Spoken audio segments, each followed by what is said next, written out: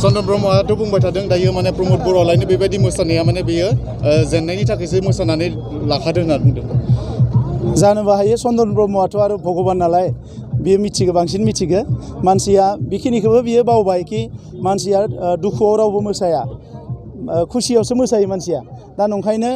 अबस्से दुखुआवबो गाबो माने मा होनो मानसिया मोदै हुगारो सुखुआवबो मोदै हुगारो नाथाय दुखुआव रावबो मोसाया एबार देरहानाया निश्चित ना चन्दन ब्रह्म ना हाग्रामा बेवहाय रावबो गैला एबार UPPL नि सरकार आरो एबार गोजोन सान्थि आरो खौसेथिया जोंनि हारियाव फैगोन जौगानाया जोंनि हारियाव फैगोन गोरिब गुन्द्रा बयबो बोथिनै ओंखाम मोनजानानै मोजाङै थानो हागोन आरो जायफोर जोंनि लाइमोनफोर साख्रि बाख्रि गैया बिसोरनो गासैनोबो जोङो माने माखासे इमप्लयमेन्टनि बेबस्था खालामदों मोजां सोलोंथाइ लानायनि बेबस्था खालामदों UPPL सरकार फैनाय लोगो BTR जि गोरोबथा बियो 100% इमप्लिमेन्ट जागोन जेलाव थानाय जेसेबां जोंनि जोहोलावफोर दङ बिसोरखौ जोङो थाबैनो बरननो नाजागोन आरो जोंनि गेजेराव गोजोन सान्थिखौ लानानै माहारि जौगानायनि खामानिखौ जों मावगोन आरो हाग्रामा महिलारिया थांनाय 17 बोसोर गावनि हारिखौबो थगायबाय मालाय हारिबो थगायबाय रायजो राजाफोरखौ थगायजोब्बाय दा नंखायनो बर' हारिल' नङा गुबुन हारिफ्राबो बिथांमोनखौ जोगारबाय आरो एबार UPPL निनो सरकार फैगोन थैंक इउ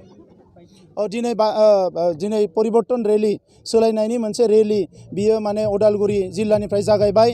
बरसलानिफ्राय आरो बियो कन्टिनिउ गासिबो जिल्लायाव जागोन आरो बेनि गेजेरजों जोंनि गेजेराव मोनसे सोलायनाय लाबोनायनि जि मोनसे ढौ फैदों बेखौ जोङो कन्टिनिउ इलेक्शनसिम जोङो सालायगोन आरो रायजो राजाफ्रा बेखौ लुबैदों आरो रायजो राजाफोरनि एबार गोसोनि जि हास्थायनाय बियो जाफुंसार महर मोनगोन।